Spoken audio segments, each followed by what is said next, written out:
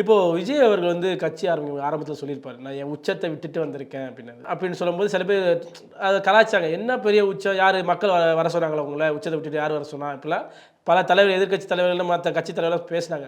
இப்போ மலேசியாவில் நடந்த கூட்டத்தை பார்க்கும்போது, அந்த கூட்டத்தை க்ரௌடில் பார்க்கும்போது இதுதான் உச்சம் அப்படின்னு விஜய் சொல்லாமல் அதை பார்க்கும்போது இதுதான் உச்சம், இதுதான் சினிமா விஜயோட உச்சம் அப்படின்னு காட்டுறதுக்காண்டி நடந்த கூட்டம் மாதிரி இருந்துச்சு. இல்லை இல்லை, இது வேறு.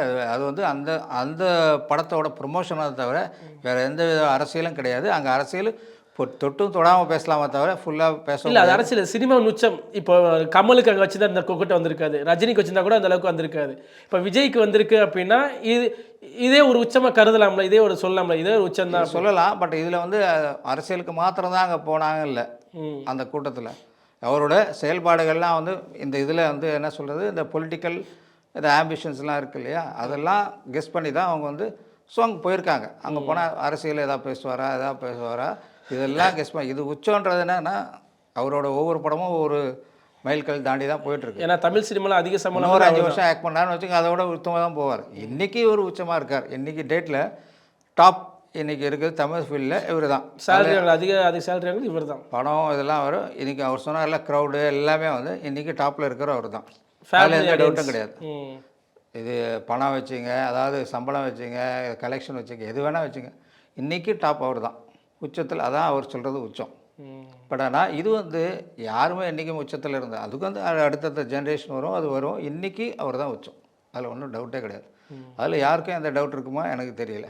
சொல்கிறவங்க 4 பேர் ஏதாவது சொல்லிட்டு தான் இருப்பாங்க, அதெல்லாம் நம்ம வந்து பெருசாக எடுத்துக்க முடியாது. இன்றைக்கி பொறுத்தவரை அவர் பெரிய அந்த ஸ்டேஜ்லேருந்து இந்த இதுக்கிட்ட மாறி இருக்கார், அவர் ஃபீல்டு மாறி இருக்கார். இது வந்து அரசியலுக்கு நல்லது பண்ணணுன்னு வந்திருக்கா ஒரே காரணத்துக்காக தான் எல்லாரும் அவரை சப்போர்ட் பண்ணுறாங்க. இப்போது இன்னொன்று கேள்விப்பட்டிருப்பீங்க, விஜய் அவர்களும் மற்ற நடிகர்கள் மாதிரி கட்சி ஆரம்பிச்சு அப்படியே கொஞ்சம் ஒரு வருஷம் அப்படியே மற்ற கட்சியோட மெர்ஜாய் அப்படியே போயிடுவார் அப்படின்றலாம். அப்படி பார்க்க விஜய் முடியும் அப்படி இருக்கிற மாதிரி தெரியுதா? எனக்கு தெரிஞ்சு அப்படி இல்லை. இவருக்கு இப்போ இருக்கிற ஆதரவு வேறு எந்த நடிகருக்கு இருந்த மாதிரி எனக்கு தெரியல. நீங்கள் இப்போ இந்த ரஜினி கமல் அந்த எல்லாரையும் பார்த்துருக்கேன். நான் வந்து எம்ஜிஆர் காலத்துலேருந்து பார்த்துட்ருக்கேன். நான் ஃபஸ்ட்டு ஓட்டு போட்டு வந்து 81 82 நினைக்கிறேன், 81 போட்டிருக்கேன் இருக்கேன். 80s அந்த ரேஞ்சில் போட்டேன். அதுக்கப்புறம் எம்ஜிஆருக்கு ஃபஸ்ட் டைம் போட்டேன், செகண்ட் டைம் போட்டேன். அதுக்கப்புறம் வந்து டிஎம்கே, அப்புறம் ஏடிஎம்கே மாறி போட்டுட்ருக்கோம். அதுதான் நான் போட்டிருக்கோம். ஸோ கட்சி இல்லாமல் இது இல்லாட்டி இது இப்படி தான் இருந்திருக்கு. அவங்க பண்ணும்போது அது நல்லா இல்லைன்னு சொல்லி இவங்களுக்கு போடுவோம், இவங்க பண்ணும்போது இது நல்லா இல்லைன்னு திரும்பி அவங்களுக்கே போடுவோம். இப்படி தான் காலங்காலம் போட்டுட்டு இருந்தோம். ஸோ அதுதான் அவனை தவிர. ஸோ இவங்க சொல்கிற மாதிரி இவர் வந்து கொஞ்ச நாளில் முடிச்சுட்டு திருப்பி சினிமாவுக்கு போய் வரணும், இதை கட்சி கழிச்சிட்டு எதாவது பண்ணிட்டு வரணும் நான் நினைக்கல. ஏன்னா வந்து அப்படிப்பட்ட கேரக்டரு எனக்கு தெரியல. இவரோட பேசுகிற விதங்கள், அவங்க மற்றவங்க கூட பழகிறவங்க, நான் கேட்குற விஷயங்கள்லாம் பார்த்தா இவர் அவ்வளோ சீக்கிரம் விட்டுட்டு போகிற மாதிரி, அவர் சொல்கிற மாதிரி 30 இயர்ஸ் மினிமம் இருப்பாருன்னு நினைக்கிறேன். ஆனால் அது ஆட்சி இருக்குது, எதுவும் இல்லை, பொலிட்டிக்கலாக அவர் இருப்பார். அவர் கரெக்டாக இம்பேக்ட் பண்ணுவார். ஏன்னா அவர் வந்த வயசு அப்படி. ஸோ மீதி வந்தவங்கெல்லாம் வயசு இல்லை, வந்தால் இப்போ வரணும், இல்லைன்னா அவங்களுக்கு சான்ஸ் கிடையாது. இவருக்கு அப்படி கிடையாது. இவருக்கு இப்போ வரலாம், இன்னும் பின்னால் கூட வரலாம். ஆனால் எப்பயுமே அவருக்கு வந்து 20 to 30 இயர்ஸ். அவர் சொல்கிறது 30 இயர்ஸ், நான் சொல்கிறேன் மினிமம் 25 இயர்ஸ். அவர் வந்து கண்டிப்பாக வந்து அது இருப்பார், அது பொலிட்டிக்கல் சீனில் இருப்பார். அவரை தவிர்த்துட்டு நீங்கள் எந்த அரசியல் பண்ண முடியாது. இன்னொன்று சார், இப்போ விஜய் அவருக்கும் மக்களுக்கும் இடையில ஒரு பாண்டிங் கிரியேட் ஆகிருக்கு. எப்படின்னா, இப்போ சின்ன வயசுக்காரங்களாம் அண்ணா அப்படின்னு ஒரு பாண்டிங்கு, அது பெரிய அம்மாமாருக்கெல்லாம் என் பையன் மாதிரி அப்படின்னு சொல்கிறாங்க. அப்புறம் என் தம்பி மாதிரி, என் புள்ள மாதிரி. இந்த பாண்டிங்கை எப்படி விஜய் அவர்கள் எப்படி அதை மக்கள்கிட்ட சம்பாதிச்சிருப்பார்ல, ஒரு படத்து மூலயமா சம்பாதிக்கணும், எந்த நடிகர்கள்லாம் சம்பாதிக்கலாம். ஆனால் யாருக்கு வராத அந்த பாண்டிங் வந்து விஜய்க்கு வரலுக்கு என்ன படத்து மூலயமா எல்லாருக்கும் வந்துடாது. ஆமாம், அவங்களோட பேசுகிற விஷயங்கள் எல்லா விஷயம். இப்போ நான் கூட எம்ஜிஆருக்கு ரசிகர் தான். ஏன் வந்து அப்புறம் நிறைய பேருக்கு ரசிகர். ஏன் அவங்களுக்கு ஒன்றா அவர் சொல்கிற கருத்துக்கள் நமக்கு எழுத்துருக்கு. யார் எம்ஜிஆரோடது, அவங்க மெயினாக அவங்க பாட்டுகளை வச்சு. ஸோ அதே மாதிரி இவர் வந்து எங்கள் ஜென்ரேஷன் இருக்கிற மாதிரி இவரோட என்ன சொல்கிறது, இவரோட பேச்சுக்களோ பாட்டுக்களோ எல்லாமே அவங்களை இழுக்கிறதுனால தான் அவங்க வந்து அதில் இதாக இருக்காங்க. அதை என்ன சொல்கிறது, அவங்க கனெக்ட் ஆகிருக்காங்க, வேறு ஒன்றும் கிடையாது. பட் அது வந்து இது வெறும் பாட்டுக்களோ இதுவாக கிடையாது. அவர் சொல்கிற கருத்துக்கு இனிமேல் தான் அதெல்லாம். இது வந்து ஃபஸ்ட்டு ஒரு அட்ராக்ஷன் தான். இது போக போக என்ன ஆகுன்றது, அவர் இப்போயே நல்லா பண்ணுறார்.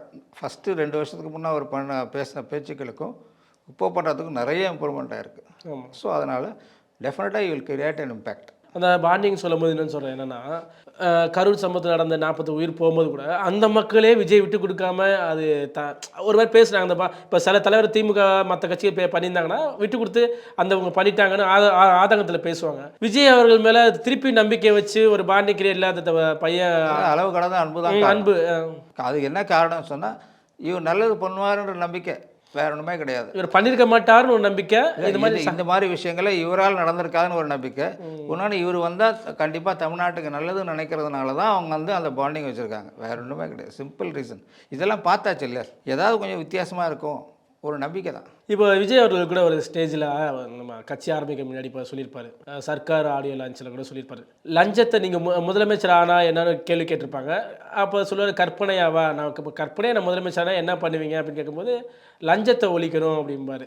லஞ்சத்தை ஒழிக்கணும், அது எந்த அளவுக்கு ஒழிக்க முடியும்னு தெரியல அப்படிலாம் சொல்லியிருப்பாரு. இப்போ இவர் ஆட்சிக்கு வந்துட்டார், அந்த இதை அது ஆக்ஷனில் இறங்குவாரா, லஞ்சத்தை ஒழிக்கிற ஆக்ஷனில் இறங்குவார்னு நினைக்கிறேன். அதுக்கு நிறைய வாய்ப்புகள் இருக்குது.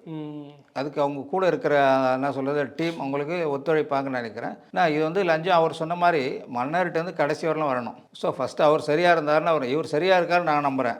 அதே போல் என்ன மாதிரி நிறைய பேர் நம்புகிறாங்க. அப்படி நம்பும்போது அவங்க கீழே இருக்கிறவங்க, அதாவது மாவட்ட செயலாளர், எம்எல்ஏ, அவங்க தேர்ந்தெடுக்க போகிற அமைச்சர்கள், இவங்க எல்லாருமே வந்து ஸ்க்ரூட்னி பண்ணி தான் எடுக்கணும். இவங்க ஒன்று பழைய ரெக்கார்டு, அதுக்கு முன்னே வரவங்க காசு கொடுத்தா அவங்க எதுலேருந்து எடுப்பாங்க, கீழேருந்து எடுக்கணும் எடுக்கிறாங்க. அதுக்குலேருந்து இப்போ லீடர்ஸ் நல்லா கரெக்டாக இருந்தாவே இது கரெக்டாகிடும். ஆனால் அது ஃபஸ்ட்லேருந்து அந்த ஃபஸ்ட் ஸ்டெப்லேருந்து கிடையாது 10வது ஸ்டெப்புன்னு வச்சுங்க, அங்கேருந்தே பியூரிஃபை ஆச்சுன்னா இங்கே வந்துடும். நீங்கள் அங்கேயே சரியில்லைன்னு வச்சுங்க, இங்கே எதுவும் வரதுக்கு வாய்ப்பு இல்லை. ஸோ இவங்க வந்து அவங்களுக்கு கொடுக்கணும், அவங்களுக்கு கொடுக்கணும், அவங்க கொடுக்கணும். அதுக்கப்புறம் வந்து டாப்புக்கு காசு போகணுன்னா இங்கே எப்படி இவன் வந்து வாங்கி தான் ஆகணும். ஸோ இவன் காசு மேலே இருக்கிற ஆள் கொடுக்க வேண்டியில்லை, லஞ்சம் கொடுத்து வர வேண்டியில்லைன்னு நினைக்கிற ஆளுக்கு இது அவன் வந்து இது பண்ண வேண்டிய அவசியம் கிடையாது. இன்னொன்று சம்பளம், இன்றைக்கி இருக்கிற காஸ்ட் ஆஃப் லிவிங், இன்றைக்கி இருக்கிற செலவுக்கு ஏற்ற சம்பளங்கள் இங்கே கிடையாது. அதுக்கேற்ற சம்பளங்கள் ஏறினா தான் உங்களுக்கு அவன் சர்வே பண்ண முடியும். அவங்களுக்கு வந்து 20,000 30,000 30,000 கொடுத்தா அவங்களுக்கு செலவே 50,000 40,000 ஆகுது. அவன் அந்த ஷார்ட் ஆகிறது என்ன பண்ணுறான், இந்த மாதிரி அவன் செலவு குறைக்கலாம், ஆனால் இது பழகிட்டான்.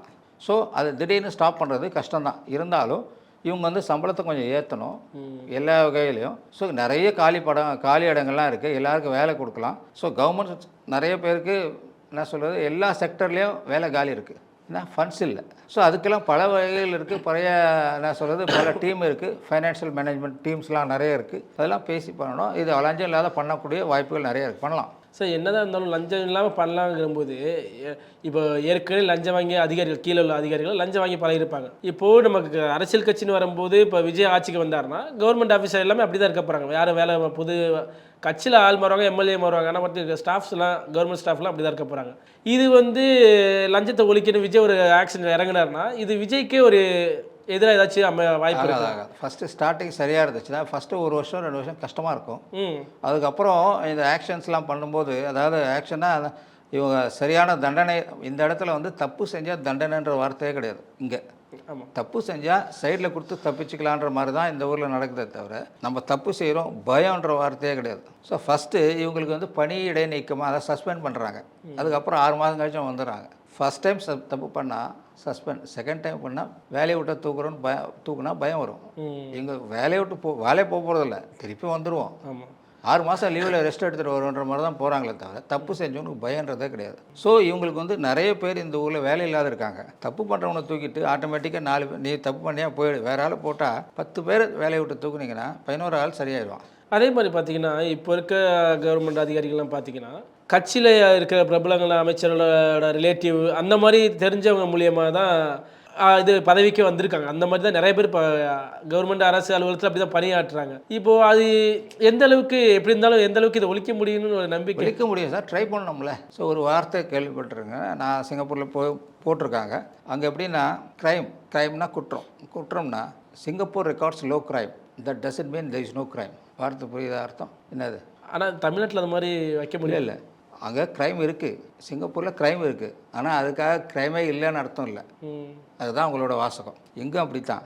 அந்த ஸ்டேஜுக்கு வரணும்னா 100% எந்த காலத்திலும் ஒழிக்க முடியாதுன்னு எல்லோரும் சொல்கிறாங்க. ட்ரை பண்ணலாமே, ட்ரை பண்ணால் கொஞ்சம் குறையத்துக்கு வாய்ப்பு இருக்குல்ல. தண்டனை தான், வேறு ஒன்றுமே கிடையாது. நான் இந்த நேரத்தில் நான் என் பர்சனல் விஷயத்தை ஒன்று சொல்கிறேன். இப்போ நான் வந்து 92 சிங்கப்பூர் போனேன் எக்ஸாக்டாக 33 வருஷம் தான். அப்போ 95வது வருஷத்தில் நான் வந்து எங்கள் வீட்டுக்கு எதிரில் ரோடை கிராஸ் பண்ணுறதுக்காக கிராஸ் பண்ணுறேன். நான் இருக்கிற இடத்துல இருந்து எதிரில் ஒரு கடை இருக்குது, மெக்டொனால்ட்ஸ் இருக்குது, அதுக்கு போகணும். குழந்தை எதை கேட்குறாங்க, கிராஸ் பண்ணணும். நைட்டு ஒரு 10 மணி. ரோட்டில் யாருமே இந்த சைடில் ஆள் இல்லை, அந்த சைடில் ஆள். நான் ஒரு இந்தியன், அந்த ஊரில் இந்தியன் சைனீஸ் எல்லாம் இருக்காங்க, நான் ஒரு இந்தியன், இதில் ஒரு 2 பேர் இந்தியன்ஸ் இருக்காங்க. ஸோ யாருமே இல்லைன்னு சொல்லி நான் பாட்டு கிராஸ் பண்ணிட்டேன். எப்போது அந்த பாதி தூரம் போயிட்டு வந்தவொடனே எதிரில் வாங்க சார் வாங்க, இந்தியாவில் வந்துருக்கீங்களா, ஹலோ ஆகும்னு கேட்டாங்க. சரி காட்டினேன். பேசினவொடனே அவங்க என்ன சொல்கிறாங்கன்னா, இந்த ஊரில் ரூல்ஸ் இந்த சிக்னலை கிராஸ் பண்ணக்கூடாது தெரியாதா, எனக்கு புதுசாக வந்திருக்கீங்களான்னு கேட்டாங்க. இல்லை சார் நான் வந்து 2 வருஷம் ஆச்சு. நான் ரோட்டில் கிராஸ் பண்ணக்கூடாது தெரியாதான்னு கேட்டாங்க. நான் சொன்னேன் தெரியும் சார், யாருமே வரல, நான் ஒரு ஆள் தான் இருக்கேன், அந்த சைடில் இல்லை இந்த சைடில் இல்லை. அவங்க கேட்டாங்க இது என்ன இந்தியா நினச்சிங்கண்ணா அப்படின்னு கேட்டாங்க. இல்லை சார் அப்படி கிடையாது, யாருமே வரலன்னு தான் நான் வந்தேன் அப்படின்னு. இது இந்தியா கிடையாது சார். அவங்க இந்தியா மானத்தை என்கிட்ட வாங்கிட்டாங்க. அவங்க சொல்லிட்டாங்க இந்தியா பேரே நீங்கள் கெடுக்குறீங்க, இது மாதிரிலாம் பண்ணக்கூடாது. அப்போது நான் $50 ஃபைன் கட்டணும்னு சொன்னாங்க. சரி நான் கட்டுறேன்னு சொல்லி கொடுக்க. நான் சொன்னேன் எக்ஸ்கியூஸ் சார், நான் தெரியாமல் பண்ணிட்டேன், ஆனால் எனக்கு ரோடு கிராஸ் பண்ணக்கூடாதுன்னு தெரியும், இருந்தாலும் கிராஸ் பண்ணேன், அது தப்பு தான், நான் காசு கட்டேன், இனிமேல் பண்ண மாட்டேன்னு சொல்லிவிட்டு $50 எடுத்து கொடுத்தேன். அவங்க வாங்கிக்கல. இது ஃபஸ்ட் டைம்னால உங்களுக்கு எக்ஸ்கியூஸ் கொடுங்க, இது மாதிரி பண்ணாதீங்க, பண்ணிங்கன்னா உங்களுக்கு தான் பிரச்சனை, உங்களோட ஃப்யூச்சர் பிரச்சனை ஆயிரும் சிங்கப்பூரில். அதனால் ஃபைனும் கூட ஆகும், அடுத்த வாட்டி உங்களுக்கு வேறு பெரிய தண்டனை கூட கிடைக்க வாய்ப்பு இருக்குது. அதனால் இனிமேல் நீங்கள் கிராஸ் பண்ணாது. அன்னிலேருந்து இதுவரை நான் கிராஸ் பண்ணல. அது எப்போது நைட்டு 10-10:30 இருக்கும். இந்த 4 ஜங்ஷன், அது 4 ஜங்ஷனில் எந்த ஜங்ஷன்லையும் எந்த ஆளுங்களே இல்லை, நான் ஒரு ஆள் தான் இருக்கிறதுனால கிராஸ் பண்ணேன். பட் இனிமேல் இதுவரையும் கிராஸ் பண்ணனா அன்றைக்கி நடந்த விஷயம் தான் இதுவரை. ஏன்னா தண்டனை பயம். அப்போ இங்கே தமிழகத்தில் வந்து தமிழ்நாட்டில் சட்ட ஒழுங்கு சரியில்லைன்னு சொல்ல முடியாது. தெளிவாக இருக்குது இல்லையா? நான் சொல்கிறது உங்களுக்கு எக்ஸாம்பிள். இப்போ வந்து சிக்னலே எங்கேயும் கிடையாது, ஹெல்மெட் போட்டுட்ருக்காங்க. அங்கே பின்னால் உட்கார ஹெல்மெட் போடணும். அங்கே மலேசியாலும் சரி சிங்கப்பூரில் எங்கே இருந்தாலும் சரி இங்கேயும் வந்து அந்த ரூல் இருக்குது. இப்போ ரூல் இருக்குது, யாரும் ஃபாலோ பண்ணுறதில்ல. 50 ரூபா 100 ரூபா கொடுத்தா விட்டுருவாங்க. அதேமாதிரி கட்சி கொடி போட்டுருந்துச்சுன்னா ஒரு காரை விட்டுருவாங்க, மற்ற இருந்தால் சீட் பெல்ட் போடலன்னு பிடிச்சிருவாங்க.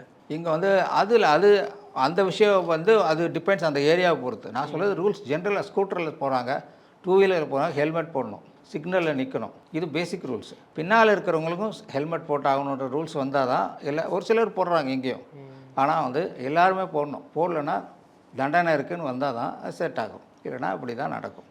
இது சாம்பிள். இது இந்த மாதிரி எல்லா விஷயத்துலையும் ஒரு சிலர் தண்டனைன்னா இதுக்கு 10 ரூபா இட்லி 20 ரூபா இதெல்லாம் தண்டனை எவ்வளோன்னு போடணும். இந்த தண்டனைக்கு இவ்வளோ தண்டனை, இவ்வளோ ஜெயிலுக்கு இவ்வளோன்னு போட்டால் கொஞ்சம் பயம் வரும். இங்கே பயம்ன்றதே கிடையாது. நெக்ஸ்ட் இப்போது என்னதான் இது மாதிரி மாற்றில் விஜய் ட்ரை பண்ணாலும் அவர்கள் கூட இருக்கிறவர்கள், இப்போ வந்து விஜய் அவர்கள் கூட்டணியில் வந்து இப்போ செங்கோட்டையன் சேர்ந்துருக்காங்க, அடுத்து ஓபிஎஸ் வருவாங்க, டிடி வருவாங்க, பழைய மூத்த அரசியல்வாதிலாம் வந்தாங்கன்னா அவங்க மேலே ஏற்கனவே குற்றங்கள் இருக்கும். அவங்க ஏற்கனவே லஞ்சம் வாங்கி பழகிறவங்களாக இருப்பாங்க, அவங்க எப்படி இல்லாத பணத்தை சம்பாதிக்கணும்னு தெரியும். இப்போ விஜய் அவர்கள் திருப்பி அவங்க கட்சிகளை உள்ளே வச்சுக்கிட்டாங்கன்னா இவங்க கட்சிக்கு உள்ளே திருந்து இருந்தாங்கன்னா ஓகே, கட்சியை இவங்க வந்து உள்ளே கெடுக்கிற மாதிரி ஒரு பாய்சன் மாதிரி ஆயிரும்ல, கட்சியில் வந்து கெடுக்கிற மாதிரி. கண்டிப்பாக. ஏன்னா வந்து இவங்க இப்போ செங்கோட்டையன் எடுத்திருக்காங்க. அவங்க வந்து ஆல்ரெடி ஒரு 10 வருஷம் 15 வருஷத்துக்கு முன்னே ஒரு கேஸ் ஆகி அதுக்கப்புறம் அது ஊழல் குற்றச்சாட்டு, பர்சனல் கேஸ். அது பர்சனல் எந்த கேஸாக இருந்தாலும் பர்சனல் கேஸ் ஏதோ ஊழல் குற்றச்சாட்டு. அது அந்த ஊழல் குற்றச்சாட்டு வெளியே வந்துட்டு அவர் வந்து ரிலீஸ் ஆகிட்டார். அதை வந்து என்ன சொல்கிறது, விடுவிச்சுட்டாங்க அவரை. ஸோ அதனாலன்னு சொல்லி இப்போ அவங்க சொல்கிறாங்க. பட் ஆனால் வந்து எந்த ஒரு பார்ட்டியில் இருந்தாலும் சரி, பார்ட்டியில் இந்த லீடர்ஸ் ஆனாலும் சரி, இவங்க வந்து ஜாயின் பண்ணும்போது அவங்களுக்கு ட்ராக் ரெக்கார்டு தெரியும். அவங்கள பார்த்து இவங்க மேலே குற்றப்பண்ணி இருக்கா, இல்லை ஃபைனான்ஷியல் கிரைம்ஸ் இருக்கா, எல்லாமே செக் பண்ணிவிட்டு தான் இவங்க உள்ளே சேர்க்கணும். ஸோ கூட்டணி வராங்க இன்றைக்கி பலம்ன்றதுக்காக அதை சேர்த்துட முடியாது. இன்றைக்கி வந்து அவங்களால அந்த சமுதாயத்தில் அந்த இடத்துல பர்டிகுலர் ஏரியாவில் இவங்களுக்கு ஸ்ட்ரென்த்து கிடைக்குன்றதுக்காக சேர முடியாது. சேர்த்துட்டாங்கன்னா அப்புறம் இவங்களுக்கு தான் பிரச்சனை வரும். இப்போ நீங்கள் இப்படி சொல்கிறீங்களே, சில பேர் என்ன சொல்கிறாங்கன்னா தாவேக்கால வந்து அரசியல் அனுபவம் இல்லாதவங்க நிறைய பேர் இருக்காங்க. அனுபவம் இல்லாத இருக்கிறது தான் நல்லது. அனுபவம் வந்தால் இவங்க கெட்டு போயிடுவாங்க. இப்போது இவங்க வந்து இங்கே இருக்கிறவங்கெல்லாம் கிட்டத்தட்ட வந்து 30, 40, 50 இயர்ஸ் ஏஜ் இருக்காங்க. இன்னொரு நீங்கள் சொல்கிறது கரெக்ட் தான். எப்படின்னாலும் பழைய அரசியல்வாதி வந்து ஒரே ஐடியாவாக இருப்பாங்க, நியூ ஜெனரேஷன் மாத்திரம் இல்லை, அவங்களுக்கு தெரியும் எங்கே எது ஸ்டைலே மாற்றலாம், அவங்க எங்கே எது பண்ணால் காசு பார்க்கலாம் அவங்களுக்கு நல்லா தெரியும். அதெல்லாம் பார்த்துட்டு அங்கெல்லாம் முடிச்சாச்சு, அங்கே இனிமேல் அங்கே வாய்ப்பு இல்லை, இங்கே தான் வாய்ப்பு இருக்குன்னு ஒரு சிலர் வருவாங்க. அப்படி வரும்போது அவங்கள சரியான ஆள் பார்த்து செக் பண்ணிட்டு தான் இவங்க எடுக்கணும். அதான் எடுக்காங்கன்னு நினைக்கிறேன். அப்படிதான் எடுக்கிறாங்க. அப்படிதான் கேள்விப்படுறோம், அப்படிதான் எடுக்கிறாங்க. ஏன்னா ஓபிஎஸ்லாம் முதல்ல ஃபர்ஸ்ட்டில் போய் சேர வேண்டியது. ஆனால் ஓபிஎஸ்லாம் டிவிக்கு வந்து சேர்க்க விருப்பம் இல்லைன்னு சொல்கிறதா நிறைய தகவல் நமக்கு தெரியல, அதை பற்றி நம்ம அந்த அளவுக்கு டீப்பாக தெரியாது. பட் யாராக இருந்தாலும் சரி, ஓபிஎஸ்ஸாக இருந்தாலும் டிடிவி தினகராக இருந்தாலும் சரி, எந்த ஒரு பொலிஷன் இல்லை ஏதாவது ஒரு பார்ட்டியே இல்லை ஜாயின் பண்ணாலும் சரி, அதில் வர்றவங்க பார்ட்டிலேருந்து வராங்க இல்லையா, அவங்க ஸ்க்ரூட்னி பண்ணி தான் எடுக்கணும். ஸோ இவங்க 5 வருஷத்துக்கு என்ன பண்ணாங்க, 5 வருஷத்துக்கு முன்னாடி இவங்களை சொத்து என்ன இவங்களாம் எடுப்பாங்க தான் கொடுத்துருக்காங்களே. இந்த எலெக்ஷன் மேனிஃபெஸ்டோலேயே எலெக்ஷன் இதில் இருக்குல்ல, டிக்ளேர் பண்ணோம், இன்கம் டிக்ளேர் பண்ணணும், பண்ணோம் இல்லையா. அப்போது அதுக்கு முன்னே எவ்வளோ கொடுத்துருக்காங்க, இப்போ எவ்வளோ வந்திருக்காங்க, இப்போ எவ்வளோ இவங்க சம்பாரிச்சிருக்காங்க எல்லாம் க்ளீனாக தெரியும். இன்றைக்கெல்லாம் வந்து யாரும் இப்போ இருக்க அரசியல் தெரிஞ்சு இப்போ அனுபவம் உள்ளவங்களாம் என்ன பண்ணுவாங்கன்னா அதுக்கேற்ற மாதிரி கொடுப்பாங்க. சொத்துக்கள் நிறைய என்ன கொடுத்தாலும் சரி கண்டுபிடிக்கணும்னா இவங்க குடிக்கலாம். ஆனால் அந்த வாய்ப்புகள் கம்மி தான், கண்டுபிடிக்கிறது வாய்ப்பு கம்மி. இல்லை இவங்களுக்கு வந்து உண்மையான அக்கறை இருந்து இவங்க சரியான ஆள் வேணும்னு நினச்சாங்கன்னா இவங்களோட பேக்ரவுண்ட் செக் பண்ணி சேர்த்துக்கலாம். என்னோட அபிப்பிராயம், சும்மா வர்றவங்கலாம் சேர்த்துக்கலாம், நமக்கு வந்து ஸ்ட்ரென்த்தாக இருக்கும். நான் சொல்கிறது அவங்க எக்ஸ்பீரியன்ஸால் வந்தால் எக்ஸ்பீரியன்ஸால் இவங்களுக்கு எடுத்துருவாங்கன்னு நான் சொல்கிறேன். 100%. இன்னொன்று சார், இவங்களால போய் சேர்க்கறது வந்து இன்னும் சேரல, ஒரு ஆள் தான் சேர்ந்துருக்காங்க, செங்கோட்டையில் சேர்ந்துருக்காங்க, ஃபியூச்சரில் வருவாங்கன்னு கேள்விப்படுறோம்.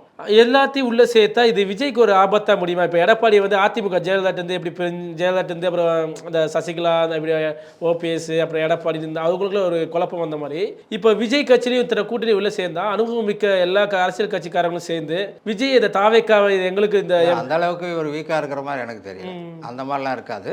பட் ஆனால் வந்து இவங்க வந்து சேர்றதுனால இவங்களுக்கு பலமாக பலவீனமான பார்த்தீங்கன்னா அதை சேர்க்குற ஆளை பொறுத்தான். அதை தவிர வந்து இப்போ அவங்களுக்கெல்லாம் ஒரு இப்போ வந்து எக்ஸாம்பிள் வந்து நீங்கள் ஒரு கட்சி வருதுன்னு வச்சுங்களேன், அவங்க வந்து ஆல்ரெடி ஊழல் பண்ணி தான் அவங்க மாட்டிக்கிட்டு தான் அவங்க வந்து ஒரு சிலரோட கூட்டணியில் இருக்காங்க. ஸோ அதனால தான் வேறு வழி இல்லாமல் ஒரு சில கூட்டணி இருக்காங்க. ஸோ இவங்களுக்கு அந்த மாதிரி அந்த பேக்கேஜ் இவங்களுக்கு இல்லை. ஸோ இவங்க எப்போவெல்லாம் இவங்க க்ளீனாக இருக்கிறாங்களோ இவங்களுக்கு எந்த பிரச்சனையும் வராது. ஆனால் இவங்க கொஞ்சம் அழுக்காயிட்டிங்கன்னு வச்சுங்களேன், இது துவைக்கிறதுக்கு ரொம்ப நேரம் ஆகும். இப்போ அதுதான் பண்ணிகிட்டு இருக்காங்க.